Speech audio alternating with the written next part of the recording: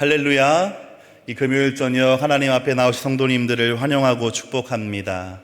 우리 성도님들의 삶에 언제나 변함이 없으신 하나님, 그 신실하신 하나님의 은혜가 충만하시기를 기원합니다. 특별히 오늘은 9월의 마지막 금요 기도회입니다. 지난 한 달을 지켜주신 하나님, 또 새로운 달을 맞이하게 하실 하나님을 믿음으로 고백하고 바라보는 그러한 시간 되어지기를 소망합니다.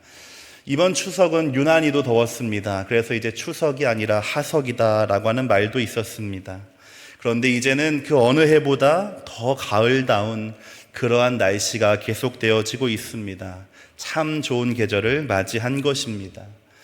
요즘은 4계절이 아니라 2계절이라고 할 정도로 이 가을이 점점 짧아지고 귀해지고 있는데, 가을은 그러하기에 신비하고도 아름다운 계절이라고 하겠습니다. 그래서인지 많은 사람들이 가을에 대하여 많은 감상들을 남겼습니다. 가을엔 편지를 하겠어요. 김민기가 부른 가을 편지, 또 가을이 오면 10월의 어느 멋진 날에, 가로수 그늘 아래와 같은 노래들도 있었고, 가을 엽서, 가을 안부, 가을이 오는 소리와 같은 시들도 있었습니다. 이토록 많은 사람들이 가을을 사랑하고 또 그리워하면서 특별하게 생각했던 이유는 가을이 주는 특유의 분위기와 정서 때문일 것입니다. 그래서 가을이 어떠한 계절인가 생각해 보면 지나간 사람들과 시간들이 떠오르는 추억의 계절입니다.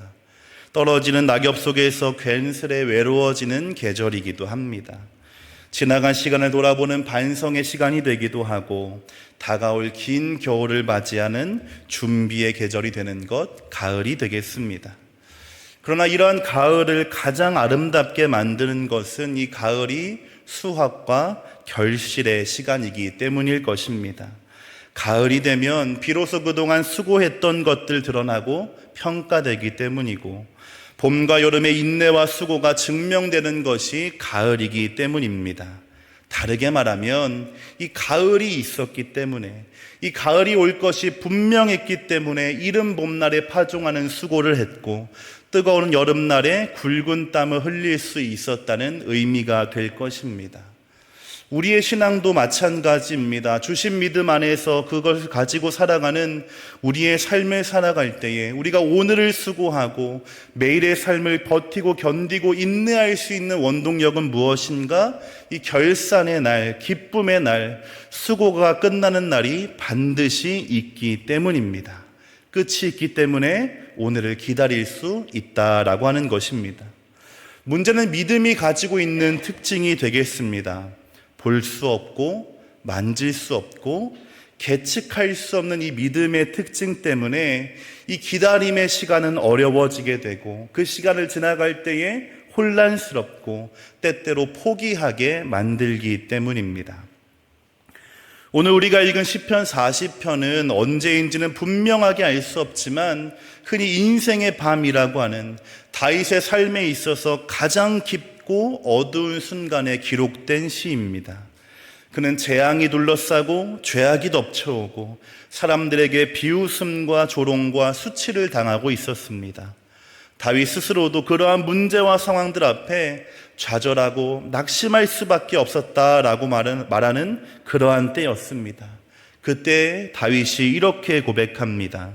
내가 여호와를 기다리고 기다렸더니 귀를 기울이사 나의 부르짖음을 들으셨도다. 아멘. 이 시간에는 이 시편 40편을 바탕으로 기다림의 영성, 또 기다림의 시간이 주는 유익에 대하여 함께 말씀을 나누도록 하겠습니다. 지금으로부터 약 4,000년 전에 하나님은 갈대아 우르에 살던 아브라함을 찾아오셨습니다. 그리고는 너의 고향과 친척과 아버지의 집을 떠나 내가 내게 보여줄 땅으로 가라 라고 말씀하시고는 너로 큰 민족을 이루고 복을 주어 창대하게 할 것이라 약속하셨습니다. 성경은 이때 아브라함의 나이를 75세였다고 기록하고 있습니다. 75세, 시작이 아니라 마무리하는 때입니다. 누군가는 살고 싶어도 살아볼 수 없는 그러한 나이에 하나님은 그에게 떠나라 라고 말씀하신 것입니다. 목회자라고 하는 특성 때문에 이사할 일이 많고, 그래서 여러 번 이사를 경험했지만 익숙해진 나의 삶의 터전을 옮긴다라고 하는 것은 생각보다 어려운 일입니다. 하물며 일가 친척이 모여 사는 것 당연했고, 그것이 너무나 필수적이었던 이 부족 시대에 75세의 노인에게 떠나라라고 하는 명령은 참으로 받아들이기 어려운 명령이었음에 분명했을 것입니다. 게다가 아들이 없는 그에게 민족의 조상이 될 것이라고 하니 너로 큰 민족을 이루겠다라고 하는 하나님의 약속은 설상가상처럼 느껴질 수밖에 없었습니다. 이 약속은 후에 85세가 되어서야 아브라함과 사라 사이에서 친아들이 낳을 것이다 라고 하는 이 약속으로 구체화되게 되는데, 그 아들이 태어난 것도 그의 나이 100세가 되어서였습니다. 10년을 기다린 후에 약속을 받았지만 또 15년이 지났고, 그래서 25년이 지난 후에야 진정한 약속의 응답을 받을 수 있었다라고 하는 것입니다. 그 사이에 아브라함은 아내를 동생이라고 속이기도 했고 자신의 종을 상속자로 삼으려고 하기도 했습니다. 사라의 여종을 통해서 이스마엘을 낳았던 것은 믿음의 조상이라고 불리는 이 아브라함에게도 기다림의 시간이 쉽지 않았음을 알려주고, 또 그러한 긴 시간 앞에서 흔들릴 수밖에 없었음을 우리에게 알려주는 것입니다. 물론 이 긴 시간을 아브라함만 홀로 견디고 보냈던 것은 아니었습니다. 하나님은 아브라함의 마음이 흔들릴 때마다 그를 찾아오셔서 약속을 확인시켜 주셨습니다. 하늘의 별과 바다의 모래를 보여주시면서 그가 끝까지 이 기다림과 인내의 시간을 통과하도록 도와주셨다라고 하는 것입니다. 사람의 시선, 사람의 생각은 눈앞의 상황과 문제에 집중하기 마련입니다. 그것을 생각하면 생각할수록, 고민하고 묵상할수록 그 문제는 점점 커다란 존재가 되어서 이길 수 없을 것처럼 여겨지게 되는 것입니다. 아브라함에게 있어서 문제는 나의 거처를 옮기는 것이었습니다. 아내를 탐내는 권세자 앞에서 자신의 생명을 지키는 것이었습니다. 자녀가 없음에도 민족이 되게 하시겠다고 하는 하나님의 약속이 그에게 문제였다라고 하는 것입니다. 그러하기에 스스로 이 방법을 찾고 저 방법을 찾고 헤매었던 것입니다. 그러나 그의 삶을 인도하시는 하나님의 생각과 지혜는 그 너머를 바라보고 계셨습니다. 하나님에게 중요한 일은 문제나 그 문제의 해결이 아니라 그러한 시간과 과정을 통해서 아브라함이 이 땅에 창조된 그 특별한 목적, 그만의 목적을 깨닫고 이루어가는 것, 그를 그렇게 만들고 빚어가시는 것에 있었기 때문입니다. 그래서 공수표처럼 느껴지는 그 약속을 주심으로 그를 갈대아 우르에서 불러내어 약속의 땅을 향하여 가게 하셨다라고 하는 것입니다. 그렇게 하나님의 도우심으로 긴 기다림의 시간을 보낸 아브라함이었기에 25년 만에 기적적으로 얻은 이삭을 바치라라고 하는 하나님의 시험에 온전히 순종할 수 있었습니다. 기다림의 시간은 그것을 통과할 때는 너무나 버거운 짐처럼 느껴지지만, 그래서 그때마다 실수하고 실패하고 넘어지는 때가 참 많았지만 지나보니 믿음이 다져졌고 인내가 생겨났고 하나님에 대한 확신과 신뢰가 자리 잡아서 그의 창조의 목적인 믿음의 거장이요 조상으로 완성될 수 있었다라고 하는 것입니다. 그러므로 우리의 삶에 있는 이 기다림의 시간, 인내하지 않으면 결코 견뎌낼 수 없는 그러한 문제들은 하나님이 우리를 만드셨고 지으셨고 사랑하신다라고 하는 것에 분명한 증거가 됩니다. 나를 이 땅에 그저 우연처럼 만들어내신 것이 아니라 태초 이전부터 특별한 계획으로 창조되었기 때문에 지금 이 순간을 허락하시는 것이기 때문입니다. 하나님 우리를 수많은 사람 중에 하나로 만드신 것이 아닙니다. 나와 똑같은 사람은 이 세상에 존재하지 않습니다. 그렇게 유일하고 고유한 존재로 만드셨다라고 하는 것이 되겠습니다. 그러하기에 성경은 아브라함이 하나님을 믿음에 그것이 그에게 의로 여겨졌다라고 말합니다. 그러므로 하나님을 신뢰하고 확신하는 우리 모두가 되어지기를 소망합니다. 나의 삶의 모습이 어떠하든지, 내가 처한 환경이 어떠하든지와 관계가 없습니다. 우리를 있는 모습 그대로 사랑하시는 하나님은 우리의 작은 믿음도 의로 여겨주실 줄로 믿습니다. 그 하나님의 사랑 안에서 그가 허락해 주시는 그 기다림의 시간으로 말미암아 나의 창조의 목적을 깨닫고 살아가는 그러한 저와 여러분을 통해 하나님의 은혜와 복이 흘러가는 복의 통로가 되어지기를 소망합니다. 우리 성경을 읽을 때에 또 하나의 기다림의 사람을 꼽자면 요셉이 아닐까 합니다. 요셉은 꿈꾸는 자라고 하는 별명처럼 꿈을 꾸는 사람이었습니다. 그의 꿈은 형들의 곡식단이 자신의 곡식단에 절을 하고 해와 달과 11별이 자신에게 절하는 꿈이었습니다. 이렇듯 요셉의 특별한 꿈은 곡식단과 별들에게 절을 받는 것이었으니 다음 단계는 자연스럽게 장밋빛 미래가 되어야만 했습니다. 그러나 그를 기다리고 있었던 것은 형들의 미움이었고 구덩이에 던져지는 것이었으며 먼 이국 땅으로 팔려가는 일이었습니다. 기쁨과 환희가 아니라 좌절과 고난과 눈물만이 그를 기다리고 있었던 것입니다. 그럼에도 요셉은 그러한 시간 속에서 자신의 꿈을 포기하지 않았습니다. 13년 동안 노예의 신분을 벗어날 김이 보이지 않았지만 자신에게 보이지 않는 그 하나님 계신다고 믿고 하나님을 경외했고 그 하나님을 잃어버리지 않았습니다. 보디발의 아내 유혹에도 자신의 순결함을 지켰고 술 맡은 관원장이 자신을 잊어버렸지만 그러한 상황과 일들로 인해 좌절하거나 낙심하지 않았다라고 하는 것입니다. 그의 꿈이 이루어진 것은 그렇게 끝을 알 수 없었던 길고 길었던 그 기다림이 지나고 그가 애굽의 총리가 된 후였습니다.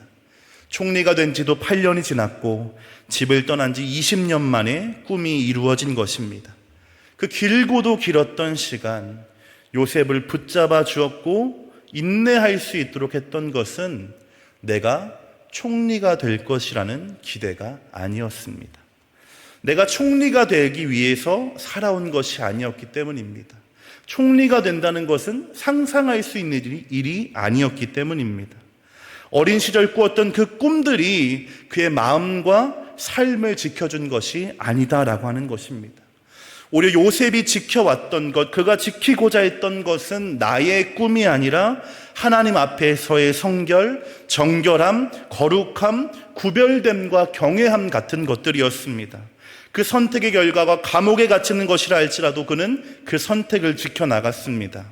그의 삶의 원동력이고 삶의 이유이고 삶의 목적이 이 설익은 꿈에 대한 막연한 기대와 환상이 아니라 나를 지으시고 부르시고 꿈을 주신 하나님에게 있었기 때문에 가능한 일이었다는 것입니다.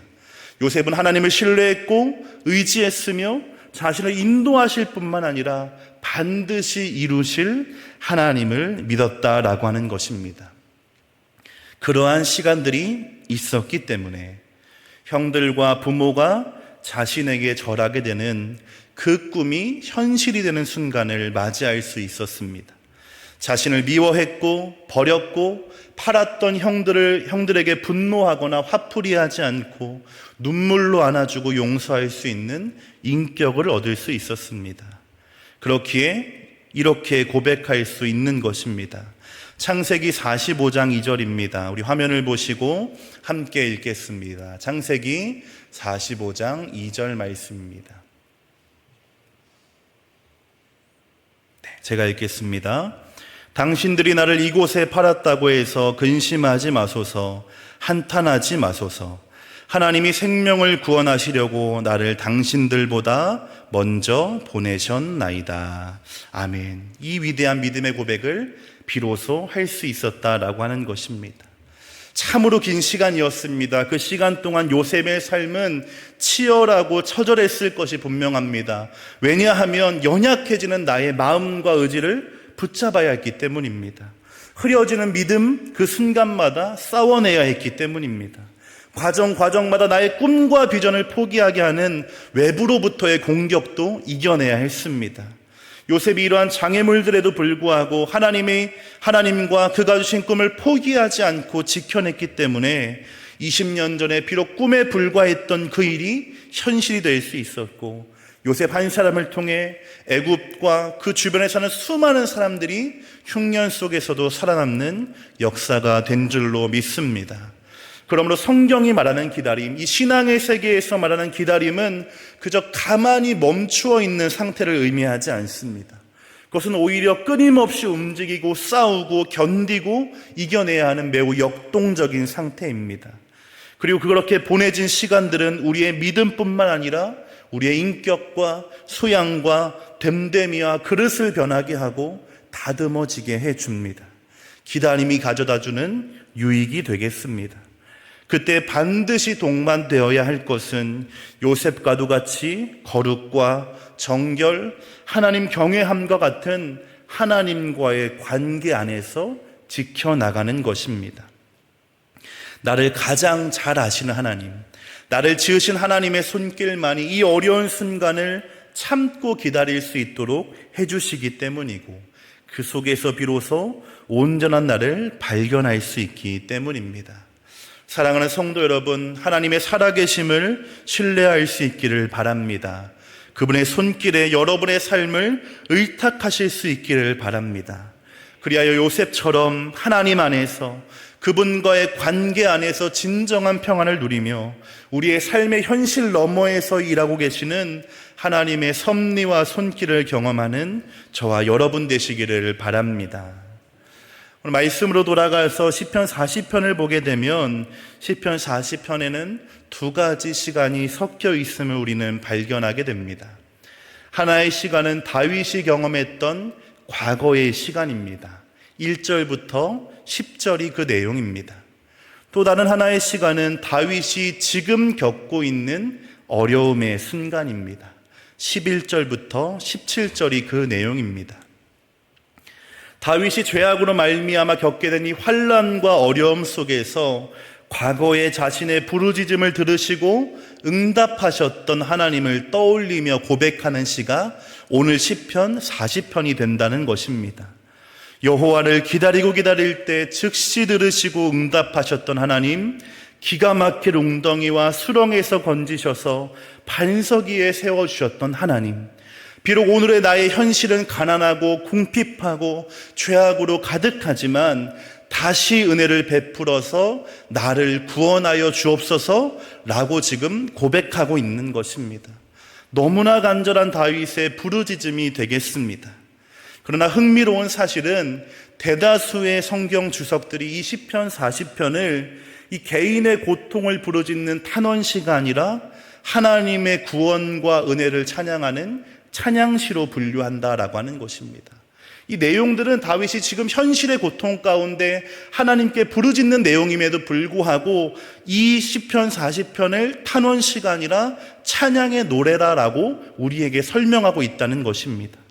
이것은 현재 다윗의 상황은 재앙과 조롱으로 가득한 절망적인 순간이 분명하지만 그의 고백의 초점이 이 현실이나 구원과 해결에 있는 것이 아니라 과거에 전날에 신실하게 역사하셨던 하나님에 대한 찬양에 집중하고 있기 때문입니다. 즉 다윗에게 중요한 것은 지금 문제 해결이 아니라 내가 다시 하나님을 찬양할 수 있게 되는 것, 오늘의 문제를 해결하고 통과할 원동력으로 하나님께 드릴 찬양을 선택했다는 것이 되겠습니다. 심지어 이 재앙의 원인이 자신의 죄악 때문이다 스스로 고백하고 있습니다. 이전에 그 하나님의 구원이 무색할 만큼 다윗이 또 죄를 지었다는 것이고 그로 인하여 고난을 겪고 있다는 것입니다. 그러나 다윗은 염치불구하고 하나님께 나아가고 그에게 부르짖습니다. 다시 하나님을 찬양할 수 있게 해달라고, 다시 하나님이 행하실 일을 증거할 수 있게 해달라고 외칩니다.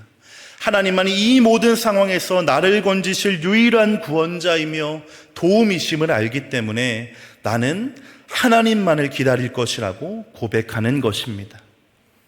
이처럼 다윗이 수렁과도 같은 문제를 마주하고 있음에도 하나님을 떠올리고 그를 찾을 수 있었던 것은 그의 평생에 함께 하신 하나님, 그분이 어떤 분인지를 알고 있었기 때문입니다.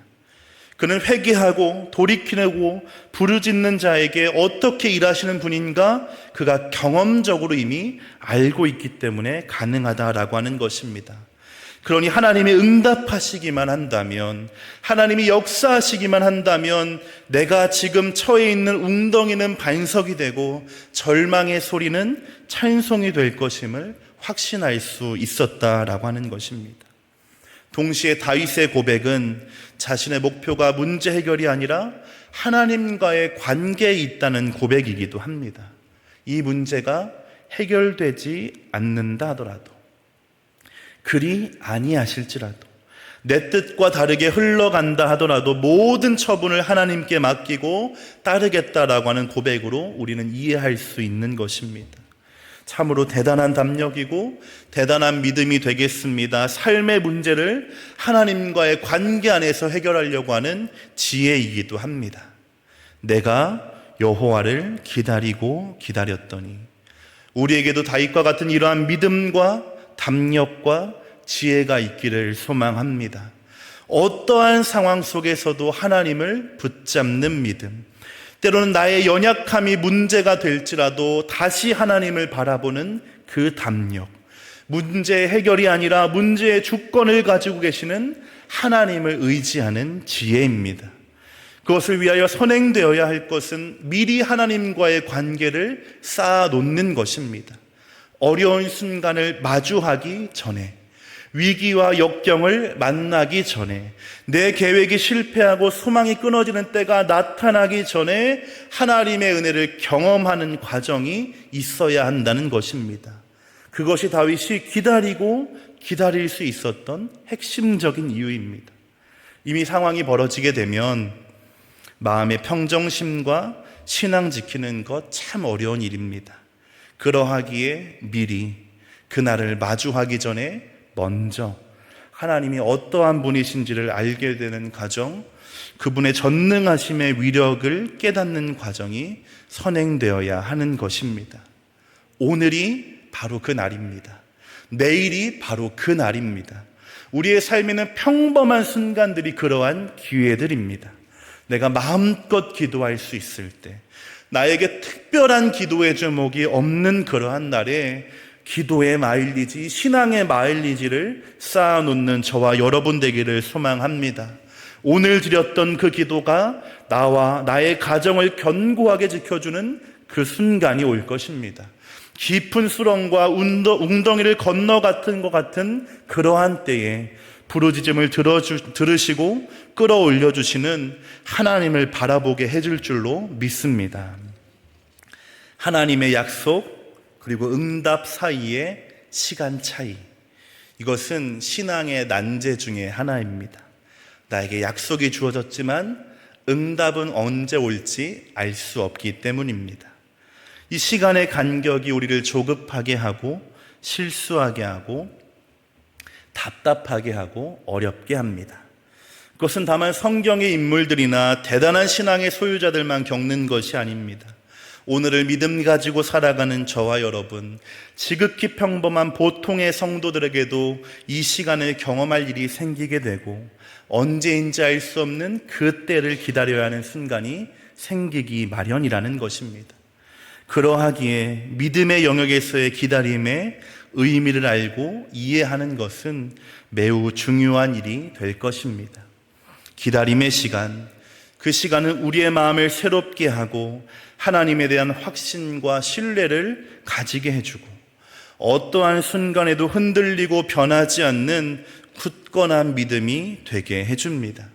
나의 연약함 때문에 실수하기도 하지만 믿음을 발휘하는 그 순간에 온전히 순종할 수 있게 하는 것, 이 기다림의 시간을 통과했기 때문입니다. 그 시간이 있기에 우리의 인격은 성장하고 신성한 성품은 개발되며 하나님을 닮아갈 기회가 얻어집니다. 나는 다 알 수 없고 이해할 수도 없는 하나님의 섭리와 계획이 있었구나 깨닫게 되는 것, 기다림이 주는 유익이 되겠습니다. 무엇보다 기다림의 시간은 우리로 하여금 눈에 보이지 않는 하나님을 전적으로 바라볼 수 있도록 도와줍니다. 수렁에 빠진 그 순간에도 나를 건지시는 손길이 있음을 확신할 수 있게 해주는 것입니다. 그 시간 안에서 하나님은 언제나 동일하게, 신실하게, 그리고 가장 정확한 때에 일하셨음을 깨닫게 되는 것입니다. 그러므로 여러분이 이 기다림의 순간을 마주하셨다면, 잠시 멈추어 가라는 하나님의 신호를 받으셨다면 그곳에서 멈추어 서서 하나님을 바라보실 수 있기를 바랍니다.